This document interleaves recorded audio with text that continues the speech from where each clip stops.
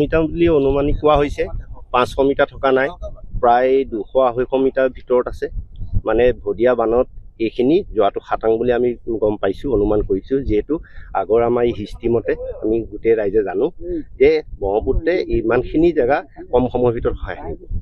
আৰু আমাৰ ফালৰ পৰা এটা অনুৰোধ জনাইছোঁ যে মুখ্যমন্ত্ৰী ডাঙৰীয়া আৰু জলসম্পদ মন্ত্ৰী পীযুষ হাজৰিকা ডাঙৰীয়া ইয়াত এই বিষয়টো ভালদৰে বিচাৰ কৰি অনতিপলমে ইয়াৰ সুকলমে কামটো কৰিবৰ কাৰণে তেওঁলোকক অনুৰোধ জনাইছোঁ স্থানীয় ৰাইজ হিচাপে।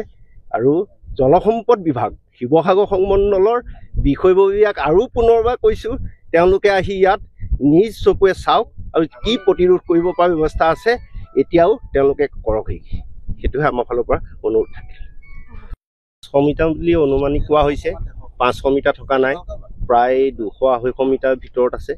মানে ভদিয়া বানত এইখিনি যোৱাটো খাটাং বুলি আমি গম পাইছোঁ, অনুমান কৰিছোঁ। যিহেতু আগৰ আমাৰ এই হিষ্ট্ৰী মতে আমি গোটেই ৰাইজে জানো যে ব্ৰহ্মপুত্ৰে ইমানখিনি জেগা কম সময়ৰ ভিতৰত সহায় কৰিব। আৰু আমাৰ ফালৰ পৰা এটা অনুৰোধ জনাইছোঁ যে মুখ্যমন্ত্ৰী ডাঙৰীয়া আৰু জলসম্পদ মন্ত্ৰী পীযুষ হাজৰিকা ডাঙৰীয়া ইয়াত এই বিষয়টো ভালদৰে বিচাৰ কৰি অনতিপলমে ইয়াৰ সুকলমে কামটো কৰিবৰ কাৰণে তেওঁলোকক অনুৰোধ জনাইছোঁ স্থানীয় ৰাইজ হিচাপে।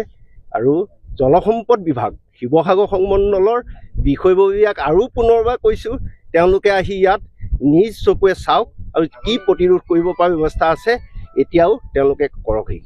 সেইটোহে আমাৰ ফালৰ পৰা অনুৰোধ থাকিল।